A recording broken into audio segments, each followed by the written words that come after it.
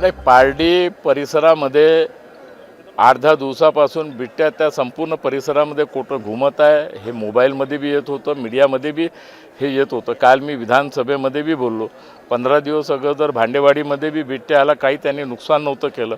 परंतु आज रात्री पायठले बिबट्या पुन्हा भागामध्ये आला आणि त्या घरामध्ये घुसला आणि त्या पूर्ण परिसरात दहशतीचं वातावरण झालं आणि 7 लोक गंभीर रूपाने जखमी झालेले आहे. आपला भवानी हॉस्पिटल आणि नेल्सन हॉस्पिटलमध्ये त्यांना आम्ही भरती केलेलं आहे आणि बहुतेक वनमंत्री बी तिथं जाऊन आले अशी माझी माहिती आहे. मी सुद्धा जाऊन आलो, परिवारालाही भेटलो आणि म्हणून मी आता मागणी करणार आहोत का याचा पूर्णपणे बंदोबस्त करावा. बिबट्या शहरामध्ये येणं याने दहशतीचे वातावरण निर्माण होते, लोक घाबरलेले आहे आणि म्हणून या ठिकाणी मी मुख्यमंत्री महोदयाला सांगणार आहे.